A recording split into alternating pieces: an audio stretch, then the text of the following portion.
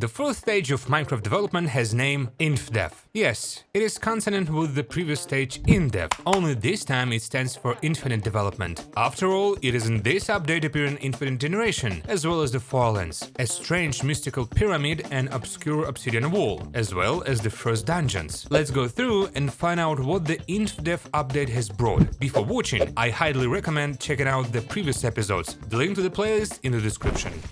Most of you may remember the Infdev version only for its unusual structure, a giant pyramid of red brick blocks. Yes, it has an extremely large number of weirdnesses. The first thing to find the pyramid was not so difficult, because this structure appeared in predetermined places around the world. These locations were always the same, regardless of the starting point of the world, the surrounding landscape or the version of the game. The pyramids were completely one piece. They didn't have any rooms or hidden entrance. If you calculate the dimensions, the red pyramid consists of 344,000 blocks of red bricks. That's 5,249 stacks. Yes, it would take an extremely long time to destroy it. The strange thing was also the pyramid was always generated above the ground. It sort of didn't stick out of the ground like a desert template. Instead, it hovered above the ground. Because of the infinite generation that was added in this version, the game generated this number of pyramids. Notch later removed it from the game, though. The Obsidian Walls were no less strange and mysterious structure. Of course, the players were looking for a secret meaning in it, building theories, but in reality the Obsidian Wall was just an experimental and debugging structure. Two walls were generated at X and Z coordinates, and they intersected at the center of the world. It was for this purpose that Notch added this structure to the game. The wall was always 2 blocks in size, and it was generated above the terrain of the world, and went all the way to the bottom of the world. This structure was removed along with the pyramid. Unfortunately, as it turned out, there was nothing mysterious about it. In this version, the golden apple appeared for the first time.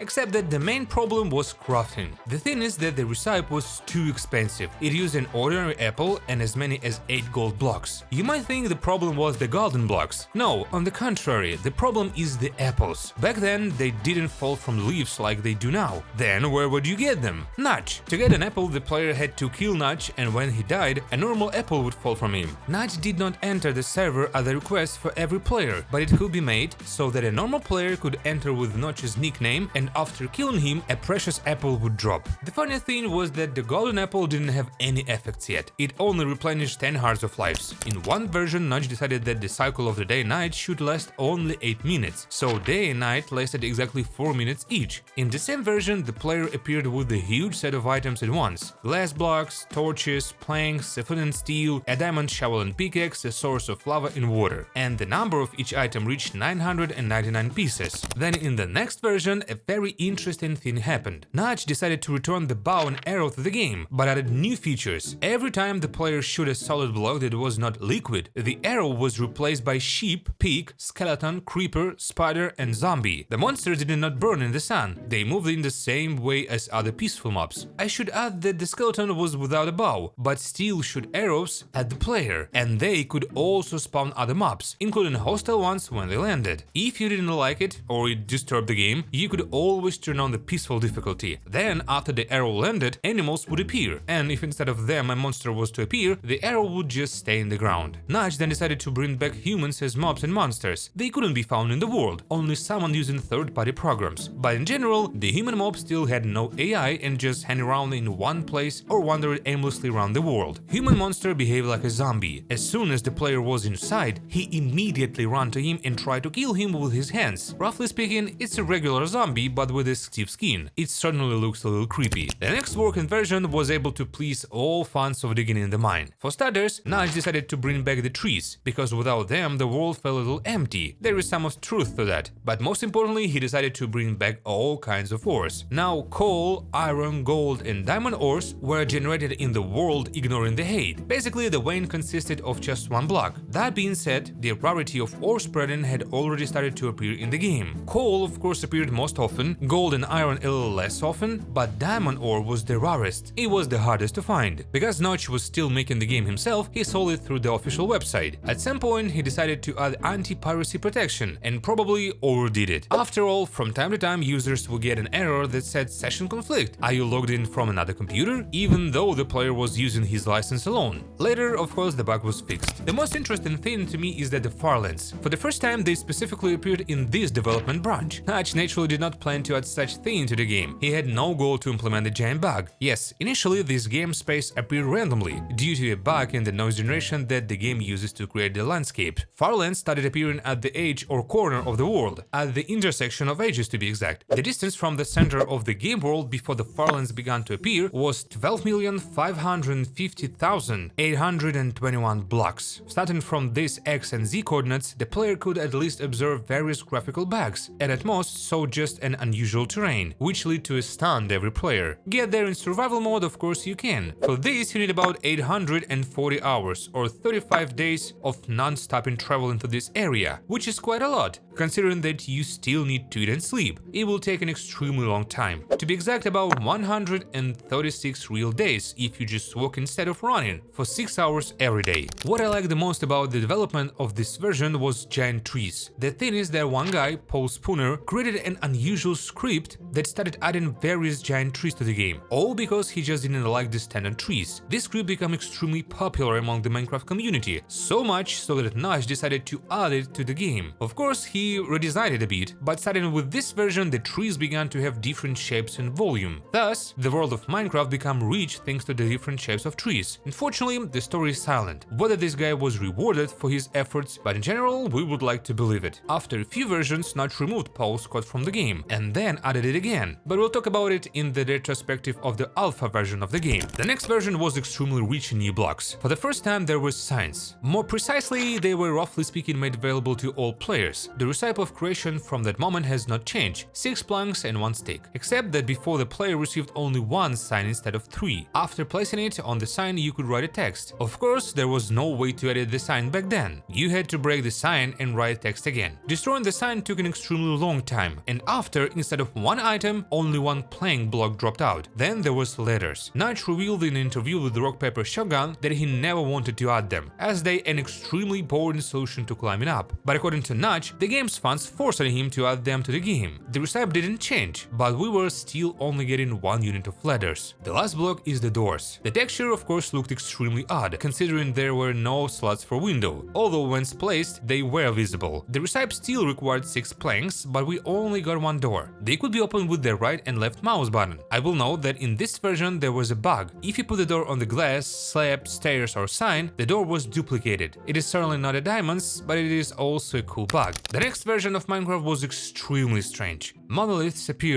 Monoliths were glitchy patches of terrain that occurred in late versions of Infdev and early alpha versions of the game. These monoliths caused a drastic terrain inversion, where natural terrain was replaced by air and water up to the height limit and vice versa. They were quite rare, but they were hard to miss. Sometimes it took a long time to get around them, and it was easier to just dig through the blocks or climb up to the top of the monolith. They were the most different shapes. Later, of course, it was fixed. In this version, for the first time appeared volumetric clouds. Before that, they were flat and look a little strange, but some players liked them better, but I still like the volumetric clouds. A little later, 3 types of buckets were added for the first time, empty with lava and water. The recipe consisted of 3 iron ingots, and the mechanics of using this bucket did not change in any way, except for the way water and lava flow out of the bucket. This was also the first version to feature graphical settings that allowed you to switch between fast and fancy graphics. The only thing it did was turn off and on the volumetric clouds that had been added earlier. The next version was split in 2, but the second part that we're most interested in. Unfortunately, it's not that it's lost, it's like it never even existed. The thing is that in this version Notch added the ability to roughly view the world in isometric form, as if we were looking at the map of the world from above. I agree that this is extremely convenient and useful, but because of the fact that when trying to view, the player could simply destroy his world, the version was immediately removed, and the function itself no longer appeared in the game. After that, finally in Minecraft fully and correctly began to display the player's hand. It was before, though it was not visible. Player that got stuck in the blocks could die of suffocation. Yes, there was already gravel in the game, so you had to be extremely careful. The most important thing in this version was the appearance of the cobblestone generator. Yes, as soon as water flowed into the lava, the cobblestone was created in its place. So starting with this version, cobblestone became the first renewable block in the game. Of course, since we had the mechanics of cobblestone creation, the mechanics of obsidian creation had to be added to the game. And so it happened. If the water gets to the surface of lava on, the place immediately formed obsidian block, although after its breaking still dropped cobblestones. On June 18th, 2010, a version of Infdev called Secret Friday Update was released for the first time. time. In this version, rails appeared for the first time. They were still created from 6 iron ingots and 1 stick. Of course, their code was rewritten a few times, because they were placed oddly. Of course, if rails were added, minecarts had to appear as well. Yes, the creation recipe was 6 ingots, but the texture of the item was extremely strange. Later, of course, it was redone, but originally it was a black checkmark. Once the minecart was placed on the rails, it was impossible for the players to sit in it. When trying to sit in it, the inventory was opened like a chest and the minecart could be loaded with various items or blocks. After placing something in it, the texture of the minecart would change and the stored items would appear inside, like a composter filling the minecart from the insides. Sand and gravel finally got a full-fledged physics and animation. After destroying the block on which they were placed, they fell down smoothly, instead of just appearing on the bottom block at once. In the second Secret Friday update, Monster Room appeared for the first time. There were monster spawners in them. Of course, you couldn't obtain spawner. However, there were chests in the Monster Room and in them you could find gunpowder, string, wheat, bread, iron ingots, a bucket, a saddle and very rarely golden apples. Because of this, it was finally possible to mine mossy cobblestone in the game, as they were generated exclusively in the Monster Room.